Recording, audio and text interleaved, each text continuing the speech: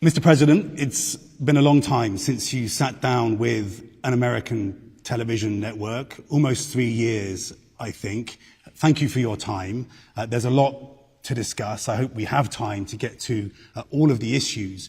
But I want to begin with some news from the US just today. In the US, it's reported that Russia is preparing, perhaps within months, to supply Iran with an advanced satellite system enabling Tehran to track military targets. Is that true?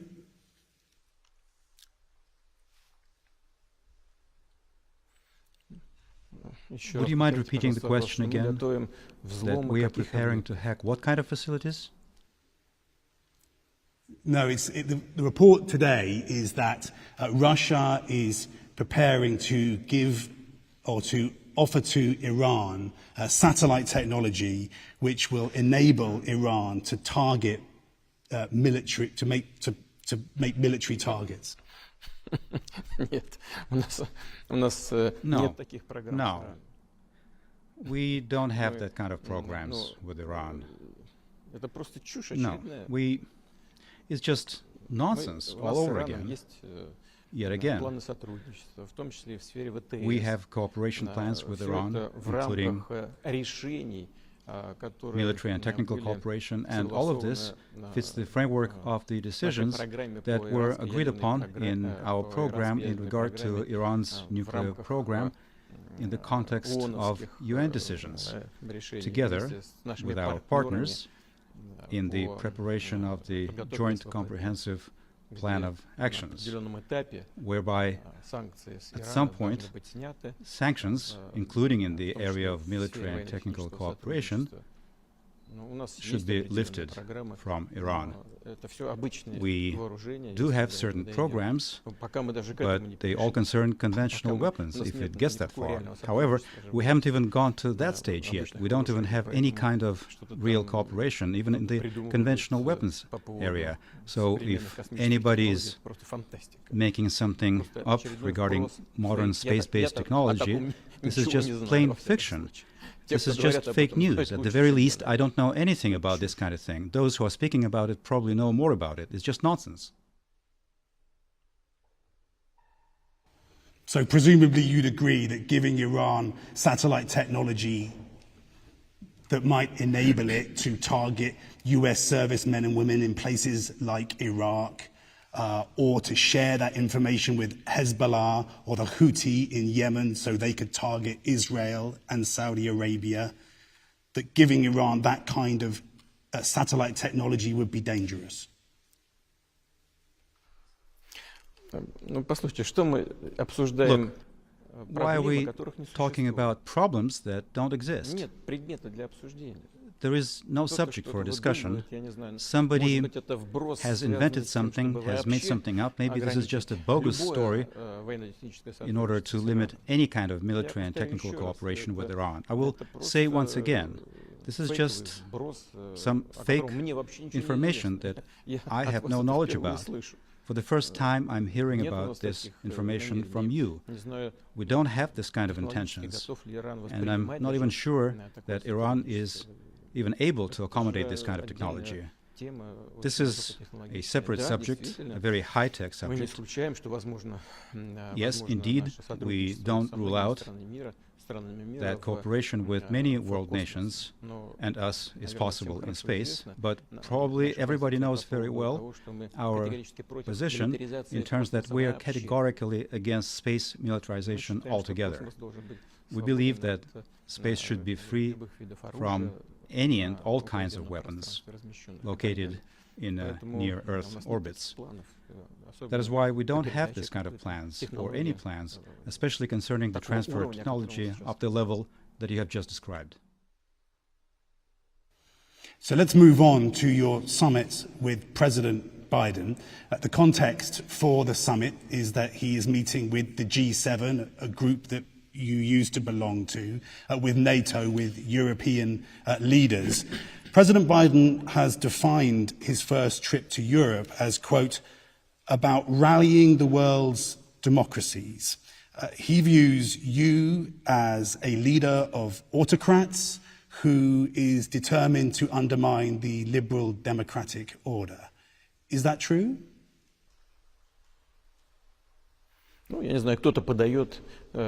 Well, I don't know.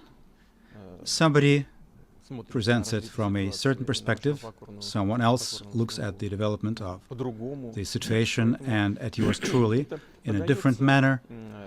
All of this is being offered to the public in a way that is found to be expedient for the ruling circles of a certain country.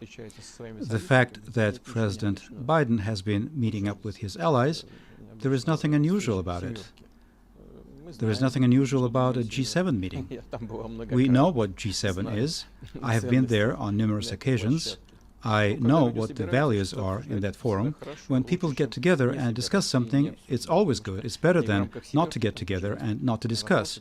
Because even in the context of G7, there are matters that require ongoing attention and consideration because there are differences. Strange as it may seem, there may be differences in assessments of international events on the international arena and among themselves. Very well then, let them get together and discuss it. As far as NATO, I have said on many occasions, this is a Cold War relic. It's something that was born in the Cold War era. I'm not sure why it still continues to exist. There was a time and there was some talk that this organization would be transformed. Now it has been kind of forgotten. We presume that it is a military organization. It is an ally of the United States. Every once in a while it makes sense to meet up with your allies, although I can have an idea how the discussion goes along there. Clearly everything is decided by consensus. However, there is just one opinion that is correct, whereas the other opinions, all of the other opinions, are not quite that correct, putting it in careful terms. Well, there we go. Allies are getting together. What's so unusual about it? I don't see anything unusual about it. As a matter of fact, it's a sign of respect to the U.S. allies before a summit between the U.S. and Russian presidents take place. Probably it is being presented as desire to find out their opinion on the key issues of the current agenda, including those issues that President Biden and I will discuss. However, I'm inclined to think that despite all of these niceties, the United States, as far as their relationship with Russia, will be promoting what they consider important and necessary for themselves, above all for themselves, for their economic and military interests. However, to hear what their allies have to say about that probably never hurts. This is a working procedure. So let's talk about your meeting with President Biden, the summit that will happen after those meetings. President Biden asked you to meet with him. He didn't make any preconditions. Were you surprised? No. We have a bilateral relationship that has deteriorated to what is the lowest point in recent years. However, there are matters that need a certain amount of comparing notes and identification and determination of mutual positions, so that matters that are of mutual interest can be dealt with in an efficient and effective way in the interests of both the United States and Russia. So there is nothing unusual about it. In fact, despite this seemingly harsh rhetoric, we did expect those suggestions because the U.S. domestic political agenda made it impossible for us to restore the relationship at an acceptable level. This meeting should have taken place at some point. So President Biden launched this initiative. Prior to that, as you will know, he had supported the extension of the START treaty, which of course was bound to meet with support from our side, because we believe that this is a treaty in the area of containment of strategic offensive weapons. It has been worked through and thoroughly and meets our interests and meets the U.S. interests. So this offer could be expected. Will you go into the summit agreeing to begin more arms control talks immediately after the summit? Because, as you mentioned, President Biden has extended New START by 5 years. Washington would like that to be the beginning, not the end of that conversation.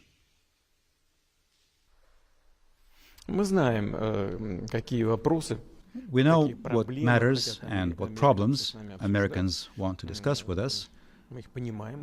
We understand these questions, matters, and problems. We are prepared for this joint work.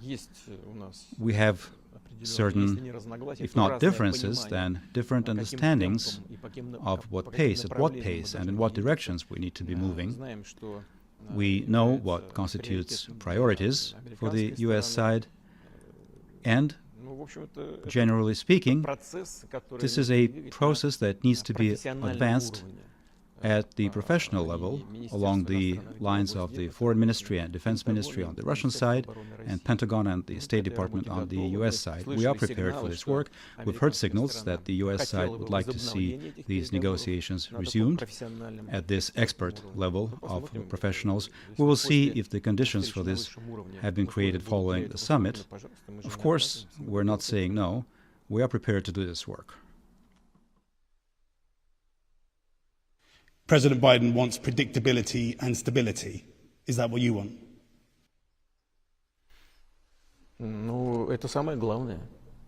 Well, these are the most important things. This is the most important thing. This is the most important value, if you will, in international affairs. Sorry to interrupt you, but he would say that you have caused a lot of instability and unpredictability.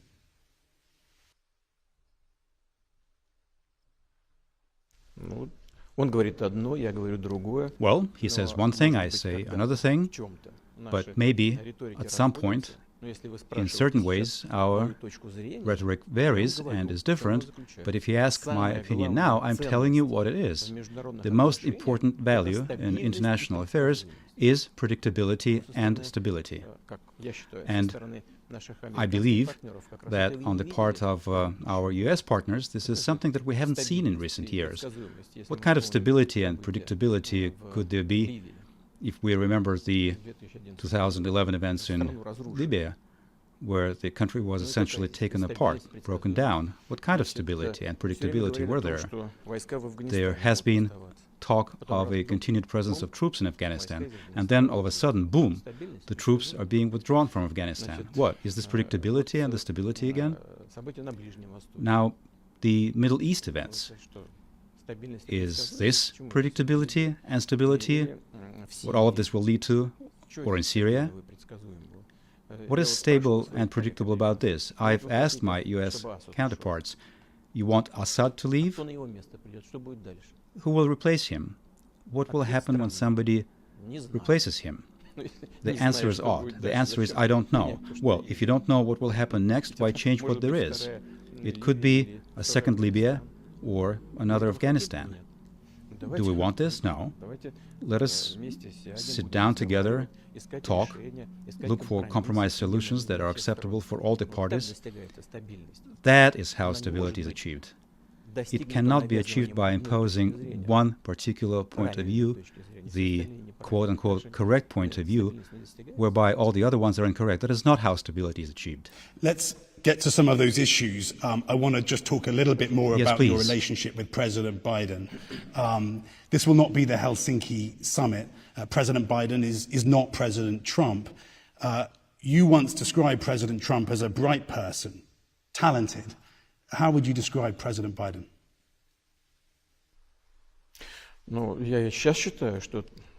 Well, even now, I believe that former U.S. President Mr. Trump is an extraordinary individual, talented individual. Otherwise, he would not have become a U.S. president. He's a colorful individual, and you may like him or not.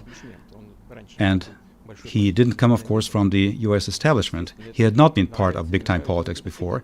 And some like it, some don't like it, but that is a fact. President Biden, of course, is radically different from Trump because President Biden is a career man. He has spent virtually his entire adulthood in politics. He has been doing it for a great deal of years, and I have already said that, and that is an obvious fact. Just think of the number of years he spent in the Senate, and how many years he was involved in matters of international politics and disarmament virtually at the expert level.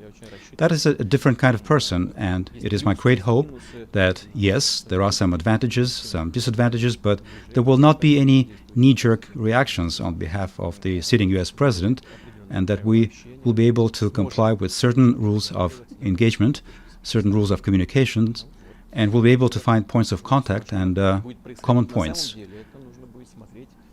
That's about it. And what will actually happen, we will need to live and see based on the actual practical policies and results thereof. Well, President Biden says one time when you met, you were inches away from each other, close to each other. And he said to you, I'm looking in your eyes and I can't see a soul. And you said, we understand each other. Do you remember that exchange? As far as soul, I'm not sure. One has to think about what soul is. But I do not remember this particular part of our conversations, to be honest with you. I do not remember. We all, when we meet, when we get together, when we talk, when we work, we strive and achieve for some solutions. We all proceed from the interests of our nations and our states, and this is fundamental and is the bedrock of all our actions and intentions. And this is the driving force and the motive for organizing meetings of this kind. And as far as soul goes, that's something for the church. Yeah, you're a religious man. President Biden is saying he told you to your face you don't have a soul. I do not remember this. He says it was 10 years Maybe ago. there's something wrong he was vice president, he says. with my memory. Well, he probably has a good memory. I do not rule this out, but I don't remember this. Generally, in personal encounters, people try to act appropriately. I do not remember any inappropriate elements of behavior on the part of my counterparts. I don't think that anything like that has happened. Would you have felt that was an inappropriate thing to say? Well, that depends on the context. It depends on what form they're said in. You know, one can say it in different ways. It can be presented in different ways. But generally, people meet up in order to establish a relationship and create an environment and conditions for joint work with a view to achieving some kind of positive results. If one is going to have a fight with somebody else, why bother and have a meeting to begin with? One is better off looking into budget and social policies domestically. We have many issues that we have to resolve. What's the point then? It's just a waste of time. Of course, one can present this for domestic political consumption, which I believe is what has been done in the United States in the last few years, where the US-Russia relationship was sacrificed for the sake of a fierce political strife inside the US. We can see that. We know it well. We have been accused of all kinds of things, election interference, cyber attacks, and so on and so forth, and not one time did they bother to produce any kind of evidence or proof, just unfounded accusations. I'm surprised that we have not yet been accused of provoking the Black Lives Matter movement. That would have been a good line of attack. What do you think? We did not do that. What do you think of the Black Lives Matter movement? I think that, of course, this movement was used by one of the political forces domestically in the course of election campaigns. But there are some grounds for it. Let's remember Colin Powell, who was Secretary of State, and he was also in charge of the Pentagon. Even he wrote in his book that even he, as a high-ranking official, had felt some kind of injustice towards himself his entire life as someone with a dark complexion, even from the USSR days. And in Russia, we have always treated with understanding the fight of African Americans for their rights. And there are certain roots to it. There is a certain foundation for this. But no matter how noble the goals that somebody is driven by, if it reaches certain extremes, if it spills over into extremism, acquires elements of extremism, we cannot approve this. We cannot welcome this. So our attitude to this is very simple. We do support African Americans' fight for their rights, but we are against any types and kinds of extremism, which unfortunately, sometimes, regrettably, we witness currently these days. You mentioned cyber attacks and deny any involvement by Russia. But, Mr. President, there is now a weight of evidence, a long list of alleged state-sponsored cyber attacks. Let me give you 5. There's a lot, but it makes a point. The US intelligence community says Russia interfered with the 2016 election. Election security officials said Russia tried to interfere with the 2020 election. Cybersecurity researchers said government hackers targeted COVID vaccine researchers, hacking for COVID vaccines. In April, the Treasury Department said the SolarWinds attack was the world's worst, with targets including 9 federal agencies. And just before your summit, Microsoft says it's discovered another attack with targets including organizations that have criticized you, Mr. Putin. Mr. President, are you waging a cyber war against America? Dear Keir, you have said that there is a weight of evidence of cyber attacks by Russia. And then you went on to list those official US agencies that have stated as much. Is that what you did? Well, I'm giving you information about who said it, so you can answer. Right. You are conveying information to me as to who said that, but where is evidence that this was indeed done? I will tell you that this person has said that and that person has said this, but where is the evidence? Where is proof? When there are charges like that without evidence, I can tell you, you can take your complaint to the International League of Sexual Reform. Will you be happy about it? This is a conversation that has no subject whatsoever. At least put something on the table so that we can look and respond. But there isn't anything like that. The latest thing, as far as I know, one of the latest attacks, was against a pipeline system in the US. Right, yes. So, what? But this is, your mention. Just a moment. As far as I know, the shareholders of this company even made a decision to pay the ransom. They paid off the cyber gangsters. If you have listed an entire set of US special services, powerful, respectable, global, after all, they can find whoever the ransom was paid to. And once they do that, I hope they will realize that Russia has nothing to do with it. Now, there's some kind of a cyber attack against a meat processing plant. Next time, they will say there was an attack against some Easter eggs. It's becoming farcical, like an ongoing farcical thing, a never-ending farcical thing. You said plenty of evidence, but you haven't cited any proof, yet again. But this is an empty conversation, a pointless conversation. What exactly are we talking about? You've moved on to this question of ransomware and criminals. Russian-speaking criminals, is the allegation, are targeting the American way of life: food, gas, water, hospitals, transport. Why would you let Russian-speaking criminals disrupt your diplomacy? Wouldn't don't you want to know who's responsible?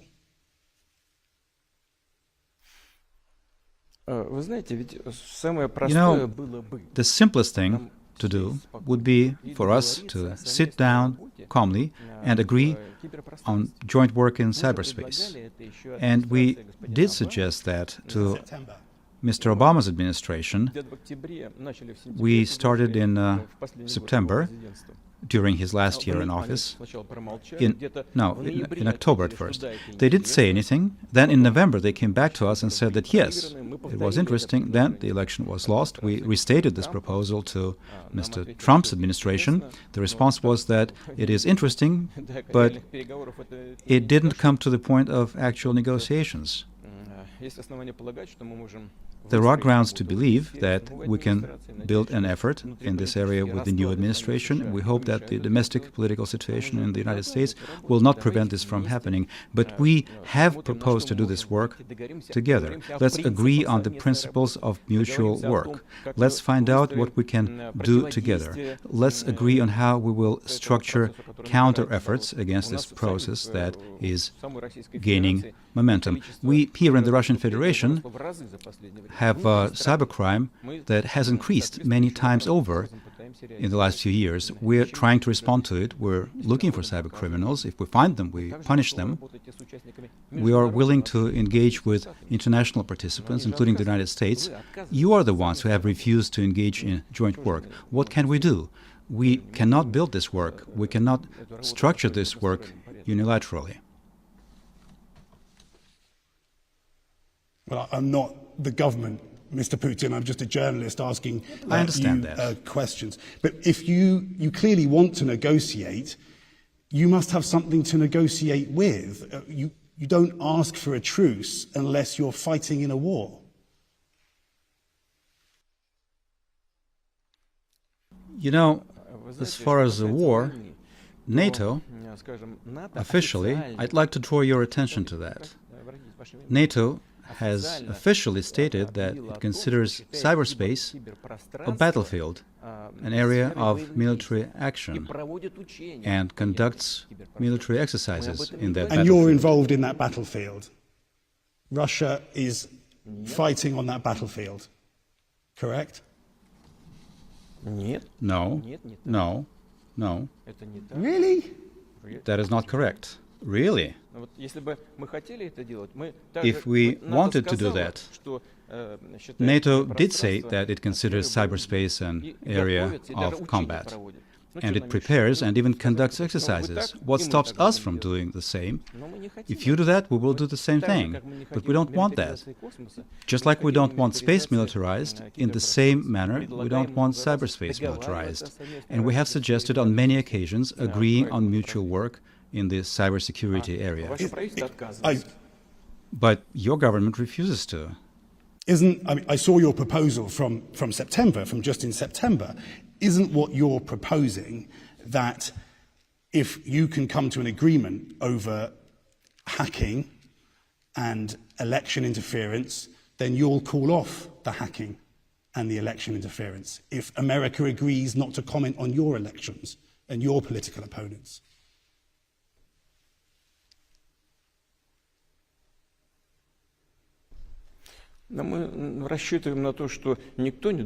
What we count on is that nobody should interfere in domestic processes in other countries, neither the US in ours or we in the USA's or any other nations. All nations of the world should be given a chance to develop calmly. Even if there are crisis situations, they have to be resolved by the people domestically, without any influence or interference from the outside. But I don't think that this call by the US administration is worth anything. It appears to me that the US government will continue to interfere in political processes in other countries. I don't think that this process can be stopped, because it has gained a lot of momentum. However, as far as joint work in cyberspace to prevent some unacceptable actions on the part of cyber criminals, that definitely is something that can indeed be agreed upon. And it is our great hope that we will be able to establish this process with our US partners.